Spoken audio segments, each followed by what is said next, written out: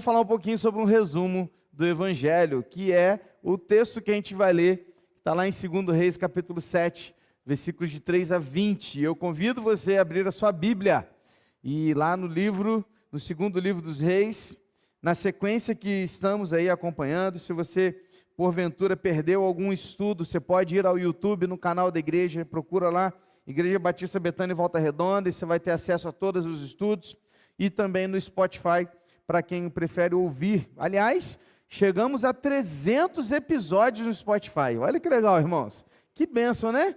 Muito legal isso, a gente alcançando aí muitas pessoas através dessa ferramenta, e a gente teve aí essa marca nessa semana, muito legal. A pregação de domingo foi, eu não sei falar em número ordinário o que é 300, né?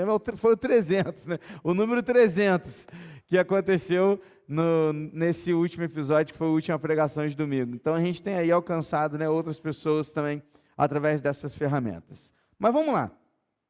A gente fechou semana passada falando sobre o rei Jorão, que partiu para cima de Eliseu, questionando sobre a fome. Lembra daquele episódio que ele encontrou uma mulher no muro, e a mulher falou assim: ah, rei, faça justiça, eu dei o meu filho para a gente comer, e ela não deu o filho dela para a gente comer, porque a fome era tanta no meio do povo de Israel. E ele então foi lá questionar Eliseu, como se o problema fosse de Eliseu e não dele, né? Como se o problema não fosse do povo, e era do povo e não de Deus. E ele foi lá questionar Eliseu, e Eliseu então deu uma palavra para ele, falou: amanhã, nesta hora, vocês vão estar comercializando farinha a 1 moeda de prata, né, e cevada também, duas partes de cevada pelo mesmo valor, que era tanto alimento para eles quanto para os animais. E o capitão que estava junto com o rei Jorão zombou de Eliseu. Lembra disso? Falou: nem que as comportas do céu se abram, como aconteceu no dilúvio, a gente vai ter isso aqui acontecer. Só um milagre pode fazer isso. E Eliseu falou para ele assim: ah, tá, então você vai ver, mas não vai comer. Foi a promessa que foi feita, né, no último estudo que a gente teve na semana passada. E aqui estamos nós. E agora, o que aconteceu então para que essa promessa pudesse ser cumprida? Então vem comigo.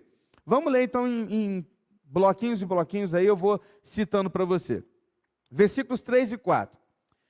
4 homens leprosos estavam à entrada do portão da cidade, e eles disseram uns aos outros: para que vamos ficar aqui sentados até morrer? Se decidirmos entrar na cidade, há fome na cidade, morreremos lá. Se ficarmos sentados aqui, também morreremos. Vamos então para o arraial dos sírios e nos entreguemos a eles. Se nos deixarem viver, viveremos. Se nos matarem, apenas morreremos. A cena agora, queridos, é fora dos portões da cidade de Samaria. Até porque leprosos não podiam ficar junto à sociedade. Eles ficavam marginalizados. Então eles não viviam no meio do povo.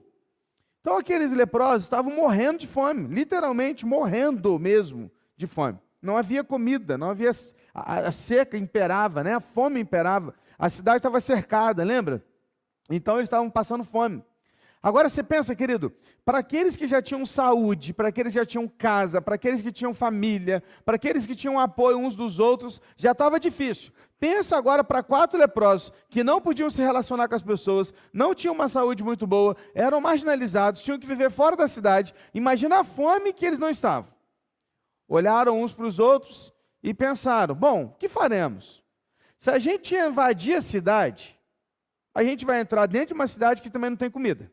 Então, a gente vai morrer de fome lá dentro. Se a gente ficar sentado aqui no portão, a gente também vai morrer de fome, porque a gente não está aguentando mais. Opa, tem uma terceira opção. Qual seria? Vamos até o acampamento do exército inimigo. A gente vai lá e se apresenta a eles e pede clemência. Quem sabe eles tenham compaixão de nós. Se eles tiverem compaixão da gente e fizerem a gente até de escravos, e nos darem comida, a gente vai viver. Mas se a gente chega lá e eles matarem a gente já vai morrer mesmo. Então morrer aqui, morrer lá, melhor ter uma morte de espada rápida do que ficar aqui morrendo de fome um pouquinho de pouquinho. Então vamos morrer de uma vez. Foi o que eles pensaram. E foi então o que eles tomaram de decisão. E aqui, queridos, eu quero destacar uma primeira lição para as nossas vidas. Eu queria compartilhar com você aí no primeiro slide, para que você possa anotar e ficar atento a essa primeira lição. São nos momentos difíceis que encontramos caminhos melhores. Enquanto está tudo bem, as coisas estão confortáveis, a gente se acomoda e vive uma vida medíocre, ou seja, na média. A gente não sai daquilo que a gente já está acostumado. Mas quando o calo aperta, quando as dificuldades chegam, quando os problemas se aproximam, quando a gente entra em crise, a gente se levanta e busca saídas inesperadas. A gente arrisca o que a gente não arriscaria no conforto. Então a gente faz mais. São nos momentos mais difíceis que a gente faz algo além para tentar encontrar uma solução. Queridos, tempos de crises geralmente nos fazem encontrar soluções melhores, que a gente não esperava e não teria tentado se a gente não tivesse em crise. Então preste atenção. Para muita gente, e muitas vezes nós mesmos pensamos assim, o tempo de crise é o pior tempo. E é ruim porque machuca, né? Mas são nesses momentos que Deus nos dá melhores oportunidades.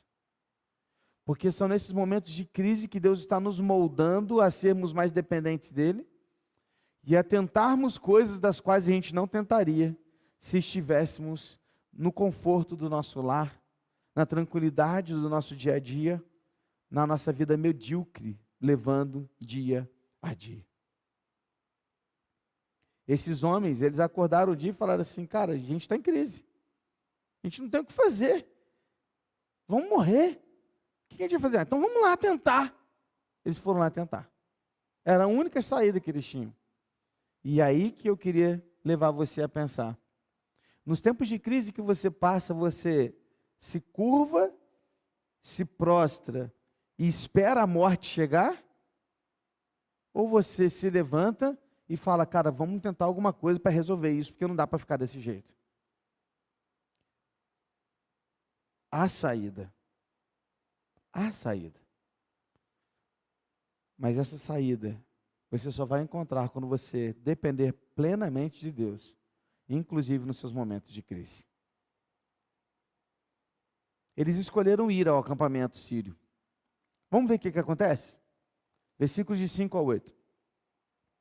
Ao anoitecer, eles se levantaram para ir até o arraial dos sírios. Quando chegaram às imediações do arraial, eis que lá não havia ninguém, porque o Senhor tinha feito com que no arraial dos sírios se ouvisse um ruído de carros de guerra e de cavalos, e o ruído de um grande exército, de maneira que disseram uns aos outros, eis que o rei de Israel contratou os reis dos heteus, os reis dos egípcios, para virem contra nós. Por isso, ao anoitecer, eles se levantaram e fugiram, abandonando as suas tendas, os seus cavalos, os seus jumentos, e deixando o arraial como estava, fugiram para salvar a sua vida. Uau! Olha o que acontece, irmãos. Aqueles leprosos chegam nas imediações, imagino que meio que devagar, olhando e tudo, e não viam movimento algum. Se aproximaram um pouco mais e não viam nada. E foram se aproximando até que chegaram diante do acampamento e não viam ninguém. O que aconteceu? Não tem ninguém aqui, está tudo aqui. E eles foram embora. A comida está aqui, as riquezas estão aqui, os jumentos estão aqui, os cavalos estão aqui, está tudo aqui, mas eles não estão aqui. O que aconteceu? A Bíblia nos traz essa resposta. Deus havia feito com que aqueles soldados sírios ouvissem um barulho de um grande exército, como se estivesse se aproximando. E eles ficaram com medo e fugiram, irmãos. Eu já fiquei imaginando assim, porque pensa bem, quem ouviu o barulho? Só os sírios. Eles não estavam tão longe de Samaria. Se Deus tivesse feito um barulho estrondoso para que todos ouvissem, a Samaria teria ouvido. Os samaritanos teriam ouvido lá, né, os israelitas teriam ouvido. Opa, tem alguma coisa acontecendo, mas eles não ouviram. Eu já imaginei logo, eu viajei, né, cara? Eu falei assim, Deus deu um fone de ouvido para cada sírio. Aquele que, sabe, aquele que é potente. Aí cada sírio ouviu só no seu ouvido o exército chegando. E aí eles desesperaram. Desesperados, eles, Correram, porque eles pensaram, está vindo um exército maior do que o nosso, contra a gente. Cara, vamos fugir para a gente salvar a nossa vida. E a decisão que eles tomaram foi fugir, dar no pé, e deixaram ali todas as coisas que eles tinham. E aí, cara, o que aqueles leprosos fizeram? Lógico que eu e você teríamos feito também que estivéssemos morrendo de fome. Atacaram toda a comida que eles viram pela frente. Caíram comendo tudo que tinha pela frente. Eles estavam morrendo de fome, literalmente morrendo de fome. Um milagre. Deus realizou um milagre. E a segunda lição aqui é essa. Deus realizou um milagre para nos salvar. Queridos, pensa bem. Eram leprosos, não tinha nada de bom, viviam à margem da sociedade, isolados e escondidos. Eles não tinham vida. De repente, Deus os leva ao acampamento vazio por um milagre que ele já havia realizado, lhes dá esperança, lhes dá vida novamente. Somos nós, queridos, como aqueles leprosos. Assim somos nós, como leprosos, isolados, distantes de Deus e da vida. Não tínhamos nada de bom para oferecer. Vivíamos como homens e mulheres infelizes, sem esperança, despedaçados, isolados, marginalizados da presença do Senhor. Não tínhamos nada. E o que Deus faz? Deus nos conduz à salvação através de um milagre que Ele realiza. O milagre da salvação em Cristo por meio da fé, no sacrifício do seu Filho amado, Jesus Cristo. Deus realizou um milagre para nos salvar, assim como Ele realizou um milagre para salvar aqueles leprosos, e não apenas eles. O que eu aprendo aqui é que Deus realiza um milagre para nos dar esperança, paz e vida. E esse milagre se chama Jesus Cristo, o Senhor. Porque o maior milagre que você pode experimentar é o milagre da salvação. E Ele já fez isso por mim e por você. Amém? Aí o texto continua. Como é que fica isso, pastor? Vamos lá, versículos 9 e 10. Então, eles disseram uns aos outros, não é certo o que estamos fazendo. Este dia é um dia de boas novas. E nós nos calamos. Se esperarmos até a luz da manhã, seremos tidos por culpados. Vamos agora mesmo anunciar isto ao palácio real. Assim eles foram e gritaram para os porteiros da cidade, anunciando o seguinte: fomos ao arraial dos sírios, e lá não vimos nem ouvimos ninguém. Encontramos apenas os cavalos e os jumentos amarrados, e as tendas estavam como estavam. Aqueles leprosos, irmãos, começando a comer e tudo aí, quando a comida bate, eles começam assim a relaxar, né? Porque primeiro tinha que comer. Depois que comeram, começaram a relaxar, começaram a pegar algumas riquezas, escondendo alguns tesouros e tal. Olharam um para o outro e falaram assim: poxa, não, está errado. Não pode a gente aqui comendo o bom e do melhor, e o nosso povo lá com fome. Mães comendo seus próprios filhos. Nosso povo comercializando cabeça de jumento. Comercializando esterco de pombo como farinha. Não podemos nós nos alimentarmos aqui e o nosso povo lá continuar morrendo de fome. O que eles fazem, irmãos?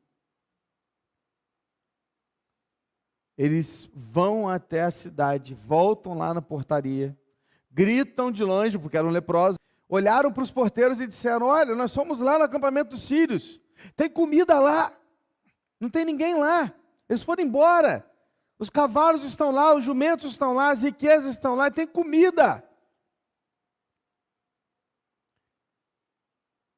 Prestou atenção no que aconteceu aqui? Eram leprosos, sofridos e morrendo de fome.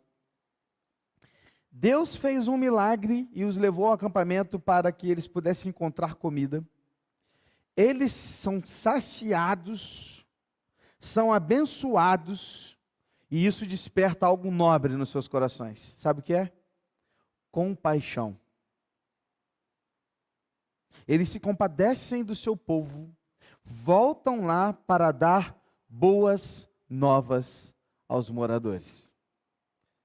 São mendigos, mostrando a outros mendigos onde encontrar o pão.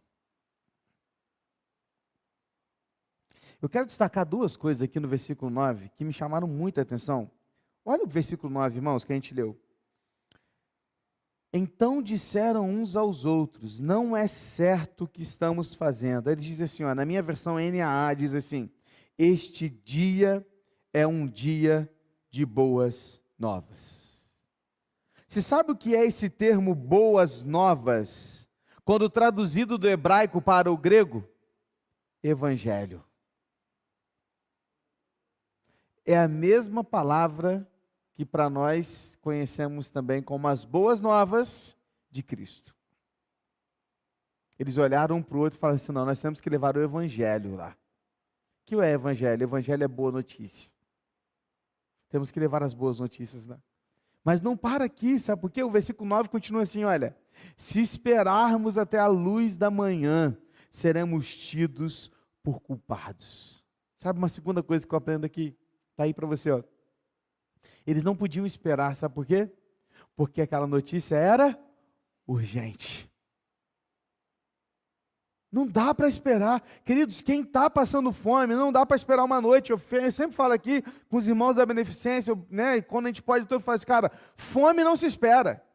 Se a pessoa chega aqui e fala, estou com fome, cara, nem que a gente dê um pacote de arroz para ele, se a gente não tiver mais nada aqui, ele tem que levar alguma coisa, porque fome é fome, meus irmãos.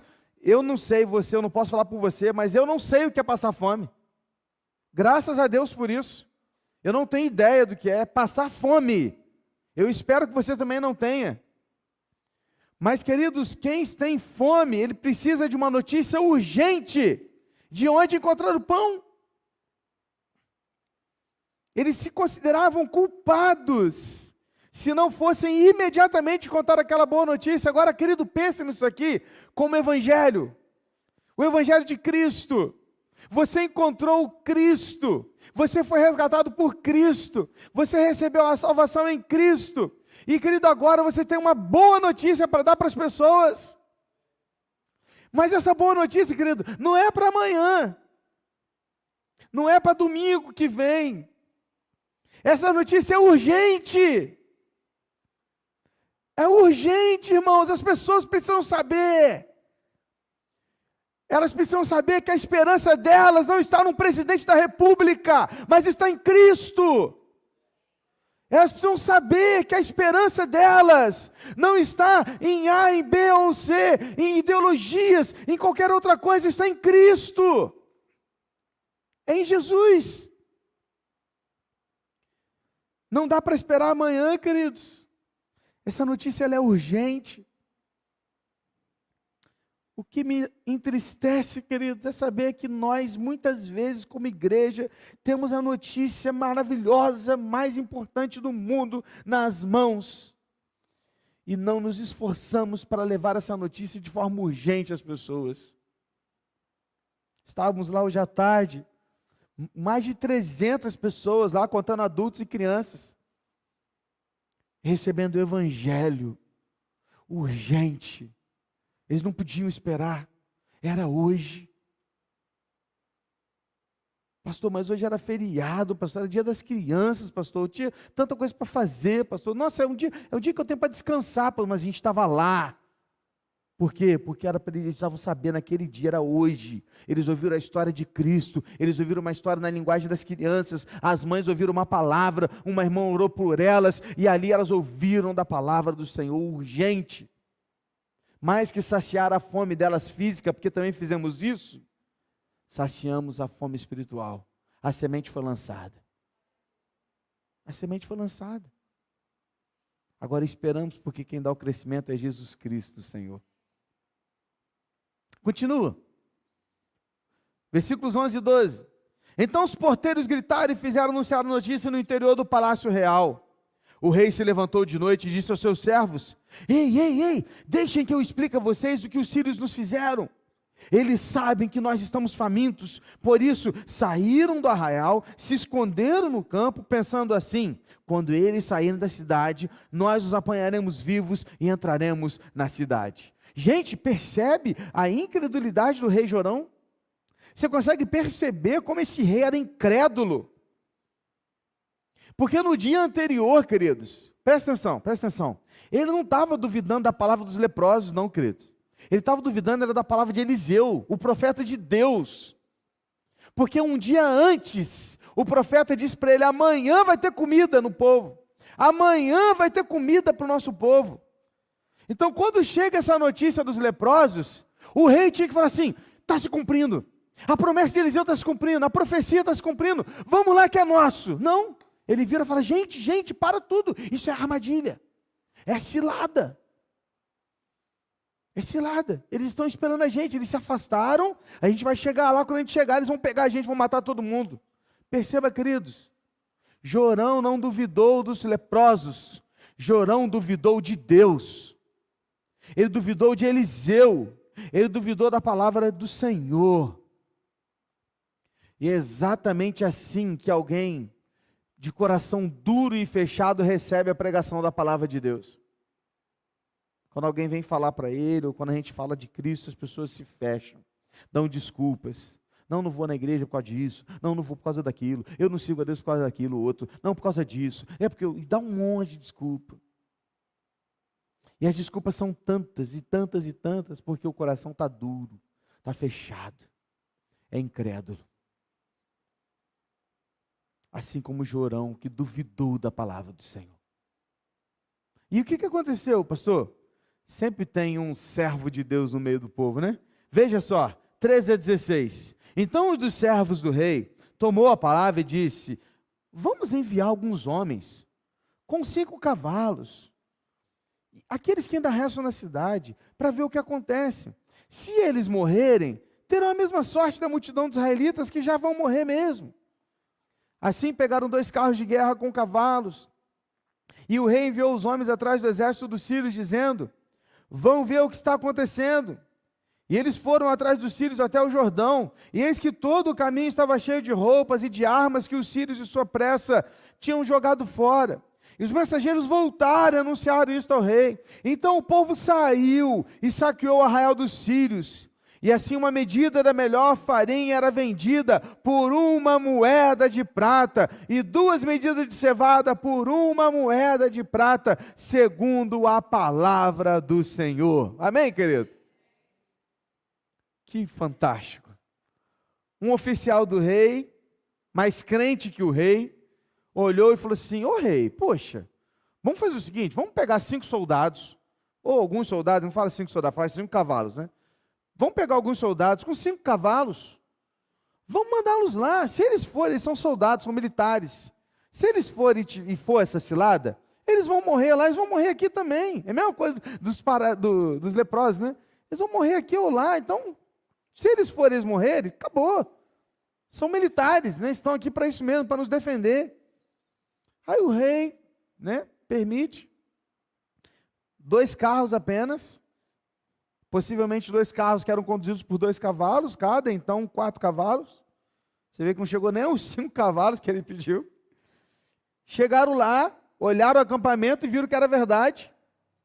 Mas o rei não queria que eles apenas fossem ao acampamento. O que eles fizeram? Deram uma volta inteira aos arredores do acampamento, foram mais adiante até o Rio Jordão e não encontraram ninguém. Apenas as roupas e todas as armas que eles deixaram para trás, na correria, no desespero de fugir.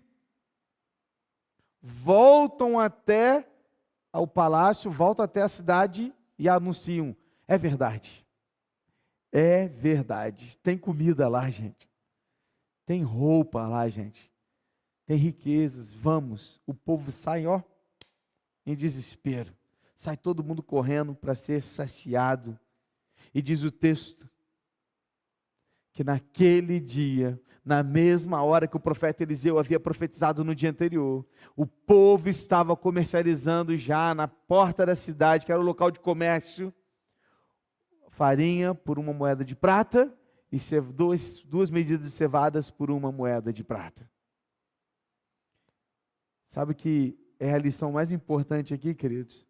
Não é que Deus salvou aquele povo quando ele não merecia, mas é que Deus cumpriu a sua promessa, a promessa que ele havia feito pelo profeta Eliseu. Sabe por quê? Porque Deus cumpre a sua palavra. Sua promessa sempre será cumprida.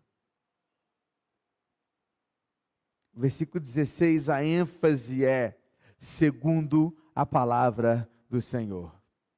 Deus sempre, repito, Deus sempre cumpre a sua palavra. Tem gente achando que Jesus não vai voltar mais, porque não voltou ainda em 2000 anos. Mas ele voltará. Fica tranquilo, está chegando a hora. Quando menos esperar, as pessoas se surpreenderão. Porque é assim mesmo que vai acontecer. Ele vai cumprir a sua promessa. Alguns acham que Deus não lançará as pessoas no inferno. Não, como pode um Deus bom lançar as pessoas no inferno, né? Questionam aqueles que são da teoria da salvação universalista. Ou seja, todos serão salvos. Não se engane. Tem lá uma promessa que todo aquele que não for salvo em Cristo Jesus será lançado no fogo do inferno, juntamente com o diabo e os seus anjos. E ele vai cumprir a sua promessa. Se ele prometeu, ele cumprirá. Isso não depende de você, não está ligado ao seu tempo, nem à sua fidelidade. Está ligado à fidelidade dele. Porque ainda que a gente seja infiel, Deus permanece fiel conosco. Deus cumpre a sua palavra. Amém, meu irmão? Só tome cuidado, porque tem muita gente achando que é palavra de Deus, algumas coisas não é.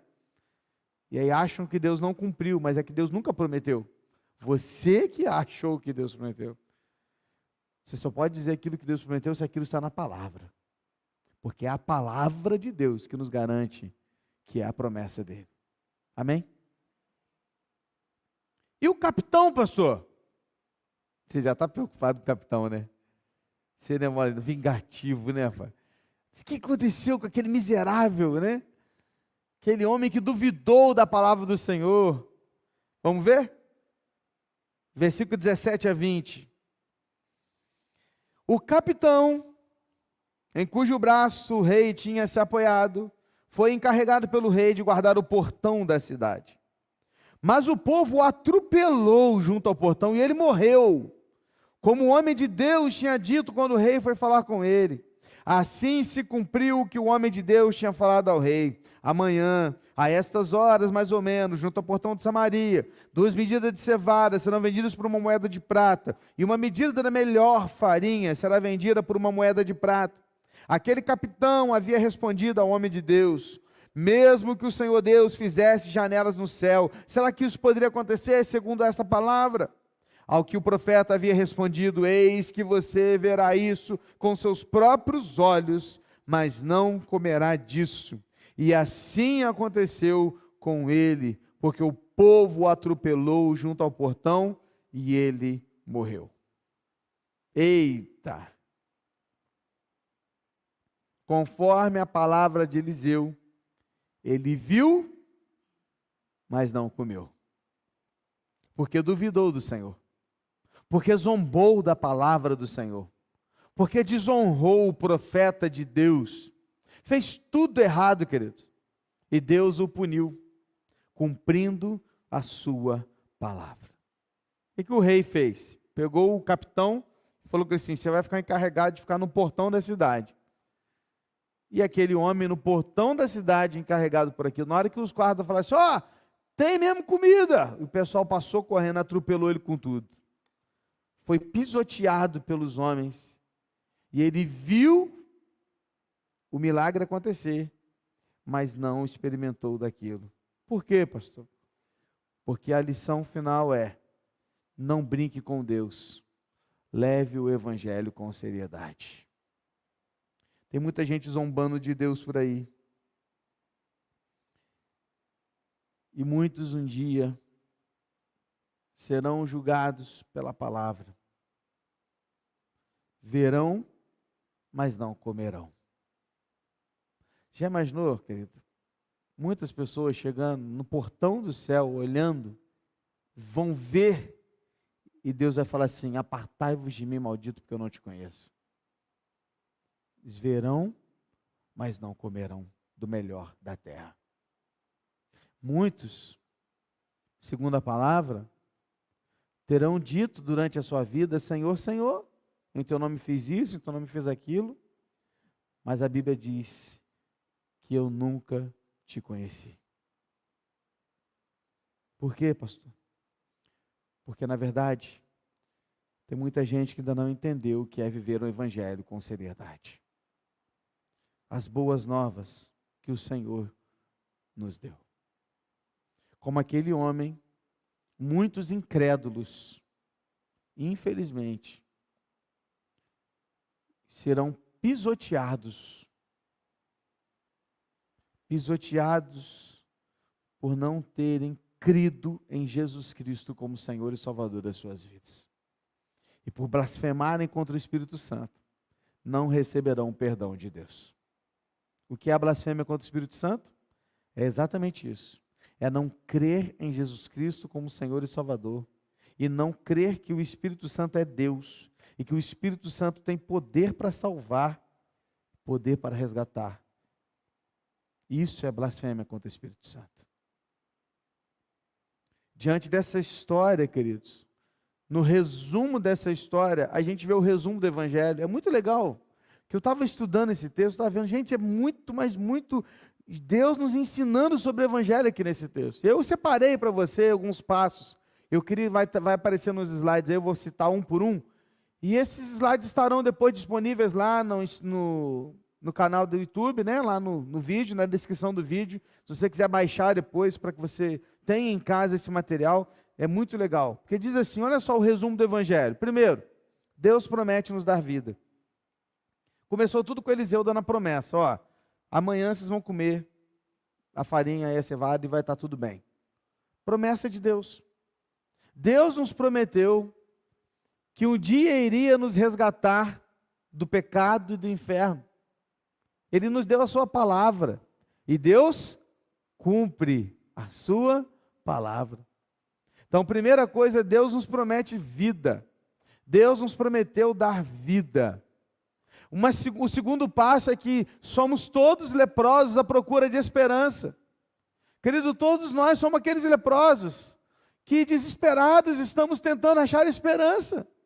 Nós já encontramos, mas ainda há milhões de leprosos aí fora procurando a esperança, marginalizados, distantes de Deus, isolados, não tem vida. E a palavra de promessa vem para estes também.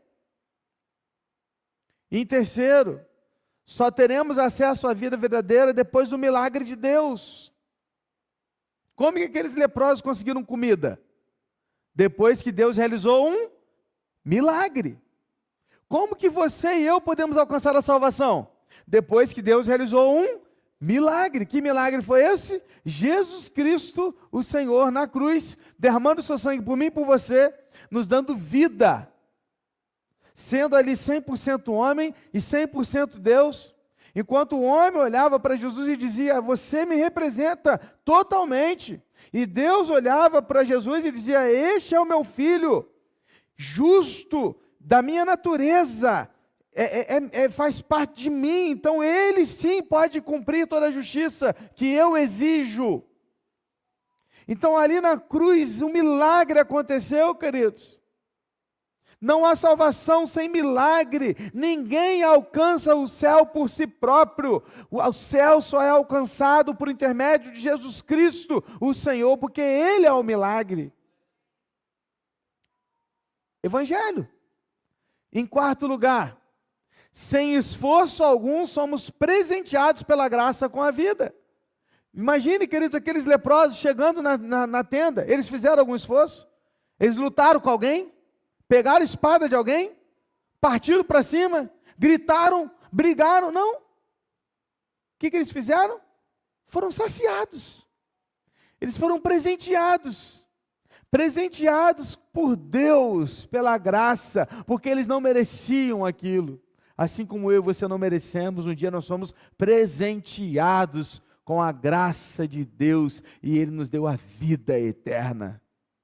Presente de Deus.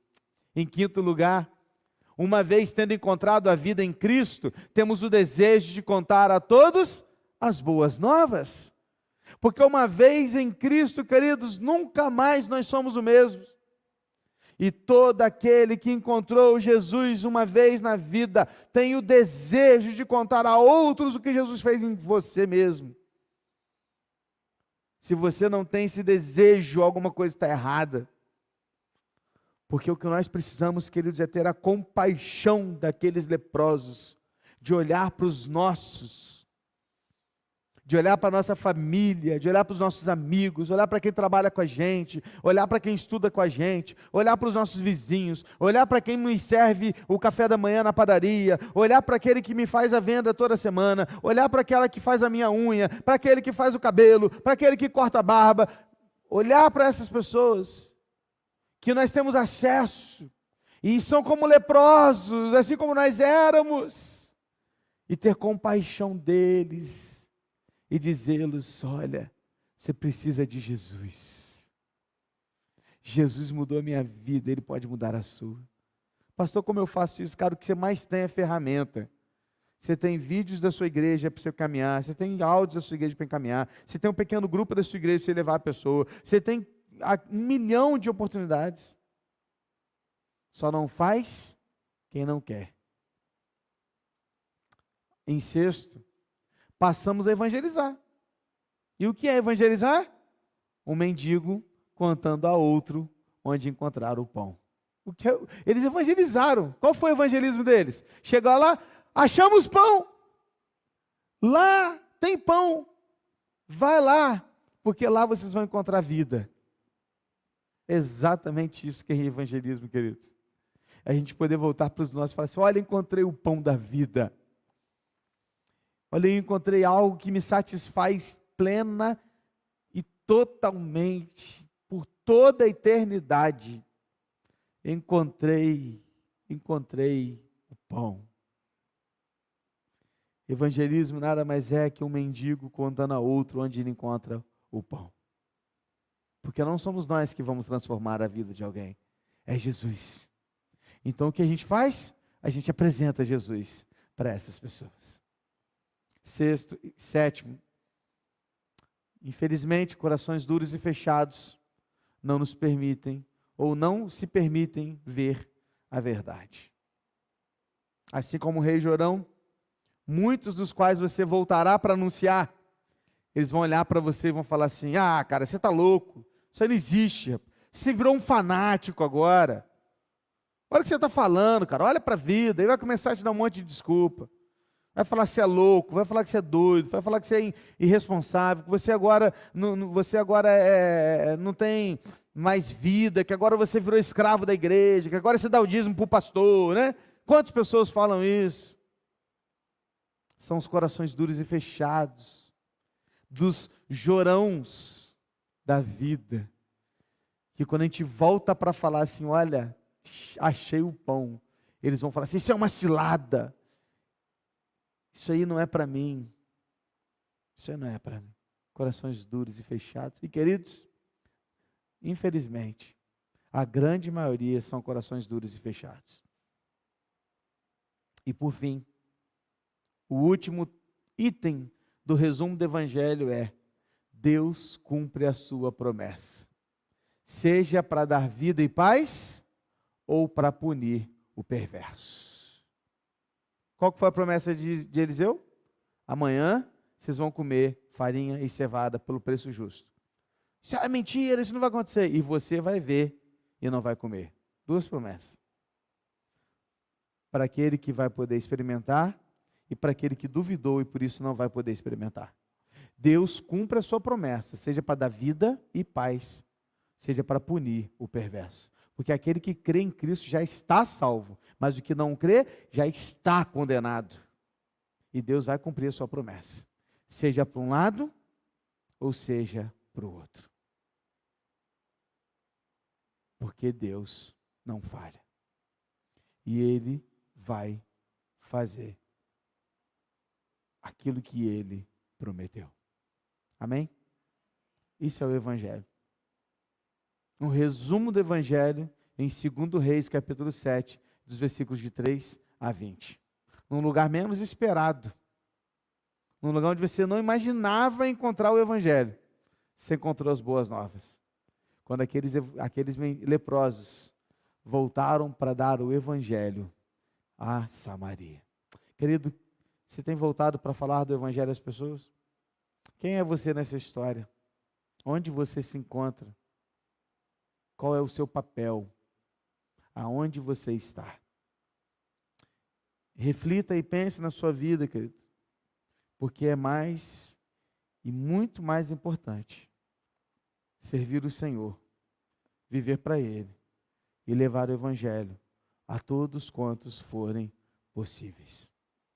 Feche seus olhos. Vamos orar ao Senhor. Depois desse estudo, feche seus olhos. Pai, obrigado, Deus. Obrigado por poder ouvir a Tua palavra e de uma forma tão simples poder entendê-la. Obrigado por poder olhar para essa história e ver nela o resumo do Evangelho. E ver nela o plano de salvação. Quando o Senhor nos prometeu vida, mas também prometeu perdição àqueles que não quiserem crer. Quando o Senhor realiza um milagre para nos dar vida e nós apenas recebemos esse presente. E ao receber esse presente, há compaixão nas nossas vidas e almas, para que possamos agora levar também essa boa notícia a outras pessoas. Ajuda-nos, Deus, a sermos mais evangelistas no nosso dia a dia, nas nossas redes sociais, nas nossas conversas, no nosso trabalho, na nossa família.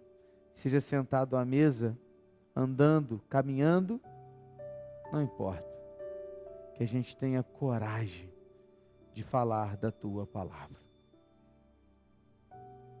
Até porque essa é uma notícia urgente. As pessoas precisam saber urgentemente o que o Senhor Jesus tem para elas. As pessoas precisam saber. Faça desta igreja cada vez mais uma igreja que evangeliza, como a gente tem feito, mas que a gente não pare aqui, que a gente avance mais e mais e mais, e alcance mais leprosos, para que sejam curados, tratados, recuperados e encontrem a vida em Jesus Cristo, o Senhor. É o que eu te peço, como eu oro, e eu faço isso em nome de Jesus. E agora, que o amor de Deus, o Pai, e a graça salvadora do nosso Senhor e Salvador Jesus Cristo, a comunhão e a consolação do Santo Espírito de Deus, esteja com todo o povo de Deus espalhado na face da terra, mas em muito particular com o teu povo aqui neste lugar, agora e para todo o sempre. Amém, Senhor. Que Deus abençoe as nossas vidas. Estamos encerrando o culto dessa quarta-feira e podemos sim agora descansar. Amém? Que Deus te abençoe.